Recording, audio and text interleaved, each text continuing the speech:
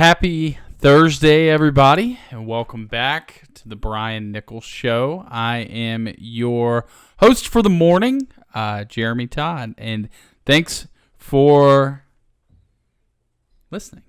I want to dive back into a little bit of what we touched on Tuesday and take it a little bit of a step further. On Tuesday, we talked about something called the monkey business illusion. Essentially, it was a psychological study that showed that when we're not focused on something, or when we are focused on something very intensely, we can miss a lot of the things about our periphery. And what can that do in our lives? What are we potentially missing? What do we see in others? What do we see in ourselves? And the next step of that is something that really changed my leadership style, especially, but also changed my persuasion style, and has really had a big impact on me in politics. And that's called the Pygmalion effect. There were several studies done, the first of which was with it was a study done with rats, and what it was, they broke students up into two groups, and they had a rat, or a group of rats actually, in a maze. And one group of students was told that their rats were especially intelligent and had done this maze before and were really great at completing it. The other group was told that their rats were very, very dumb. And at the end of the study, which, by the way, the rats were the exact same. They were just randomly selected rats, nothing special, nothing negative about either group. At the end of the study, would you be shocked if you heard that the rats in the group that were told that they were smarter actually significantly outperformed the rats that were told they were dumb? And the only variable in that instance is the coach, the trainers, the students in this situation who were teaching the rats. Those who believed they had smart rats were far more successful than those who believed they were working with stupid rats. So those same scientists decided to take it a step further and brought it into the classroom. And what they did was, at the beginning of a school year, they performed this test. It was supposed to be some sort of an aptitude test. And they were told, they told the teachers, several different teachers across the school, these students, these specific students that were given a list, have shown high aptitude to really break out and have a great, they'll go through a mental growth spurt. They'll have a really great year and be excellent, and they're poised to take a step academically. But this other group here, they're going to struggle this year. Our predictive analysis says that this list of students will underperform their expectations just this year.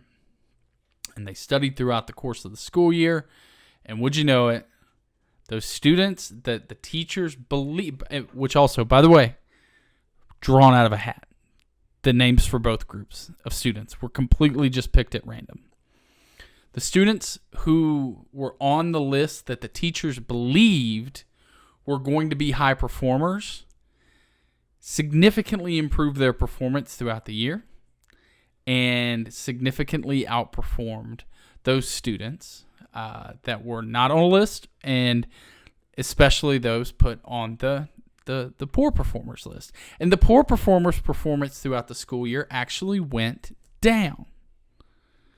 And so what that tells us, and what we've been able to learn from both of these studies, is that our expectations of others, what we expect from others, not only does it allow us to see good and bad in them, like we talked about Tuesday, but it actually influences their outcomes.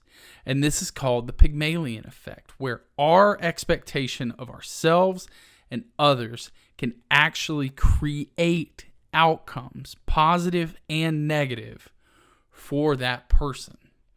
And it all starts with, and so the Pygmalion effect is illustrated in a cycle. It's a circle. And it starts on one side of the circle with our beliefs.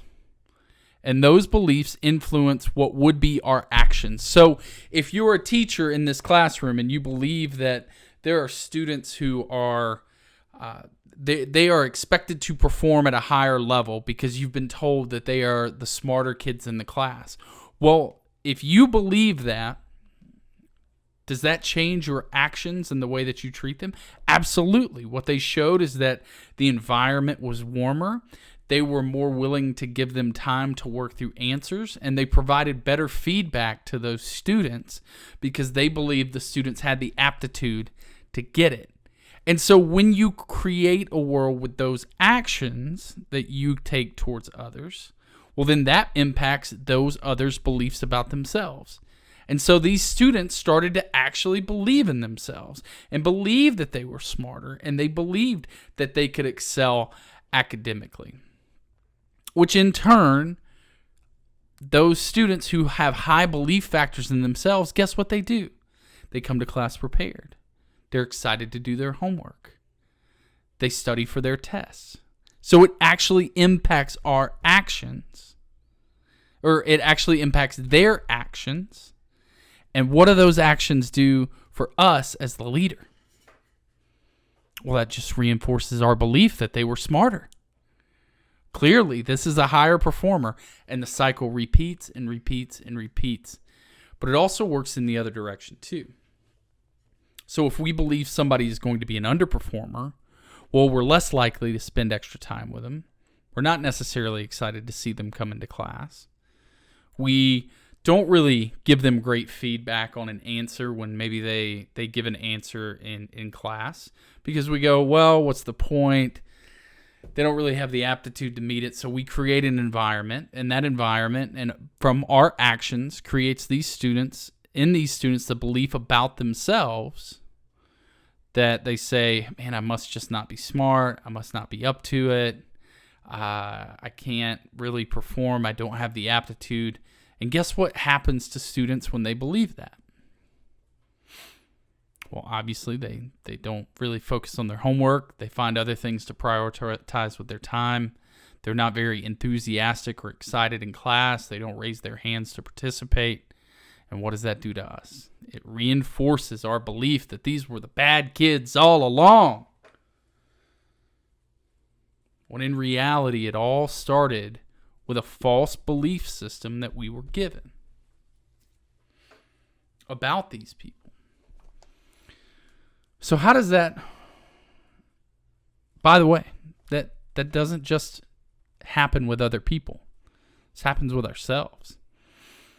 If we believe in ourselves to be positive or negative, well, then we take action, and those actions reinforce our beliefs. It's a little smaller version of the circle. But that's neither here nor there. So how does this impact in our political world, and how do we use this in persuasion? Well, first of all, if I'm selling software, for example, and I walk into a company that I can clearly tell it's maybe not the newest building, they are not the top performers in their industry. If I go in and I treat them, if I believe, well, this is just a mid performer, they're broke, they're not doing well, well, I'm probably not going to be as enthusiastic. I'm probably not going to be as prepared in my presentation. I'm probably not going to ask that extra question or two in my discovery process. And through that, it's going to make them believe that, well, we're just not a great company. We're not up to it. They don't seem to be that interested in us. And so what are their actions? Well, I guess we just are what we are. And why would we spend more money on a software that would make us better when we clearly are not great? We don't have great potential. And that just reinforces, and we go, they weren't a good qualified candidate. Move on to the next one. And then we repeat that process. But what if we were able to shift that perspective and say, no, you know what? Instead, I am going to treat this customer like they are a Fortune 50 company. And I'm going to act and believe that 10 years from now, this company has the potential to change the entire world. Well, that's going to change my actions in my presentation. It's going to change their belief about themselves potentially. And that's going to lead them to take actions to act like a Fortune 50 company, which just so happens to be to use my software. And that's how it can be used in persuasion. Now, how do we use this in politics?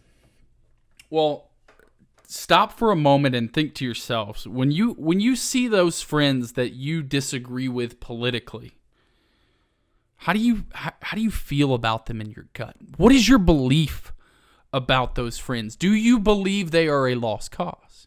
Because if you believe they are a lost cause, well, when you have conversations, you're going to come across defensive. You're going to come across confrontational. You're not going to believe that they're ever going, and you're going to believe it's a waste of time. You may even avoid engaging with them because you can't stand to talk about their beliefs, which is then going to impact their beliefs about themselves. And in this case, especially in politics, it's going to reinforce their belief system that you're wrong, which is then going to make them take action towards you. It's confrontational, which is then going to reinforce your beliefs about them. But what if instead we saw through that? We saw the noble intent and motive behind our friends who maybe are misguided on solutions. And instead we treated them like they are good people with good intentions. We believe that people are just doing their best with the information and processes and conclusions that they have. Well, isn't that going to make them like us more? Isn't that going to make them believe that we are genuine, likable, honest people? And then that's going to influence their actions towards us. And that they're more willing to engage in conversation, more willing to be patient and see our side of the story. And it all starts with how do we view them? What is our belief about them? Do we believe they're a lost cause? Or do we believe in this product? See, that's the thing I think that gets me most frustrated with people in the liberty sphere. Is that you act as though you're not sold on this product.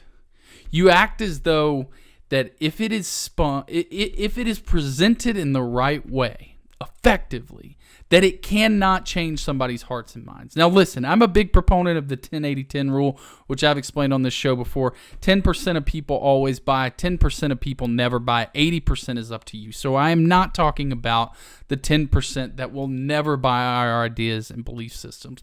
I am talking about the 80% in the middle that we can affect.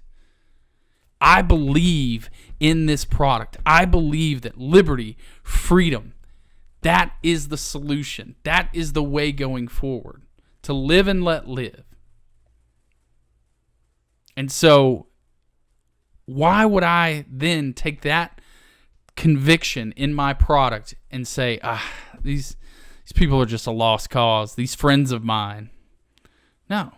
I have to go in and approach it and believe that they are simply misguided. They are doing the best that they can. They are noble. They are good. And that if I believe that they can reach this place of believing what I believe, well, that's the first step. And that's using the Pygmalion effect to my advantage. Anyways, thank you for spending your Thursday morning with me. I hope you absolutely go out and dominate your day.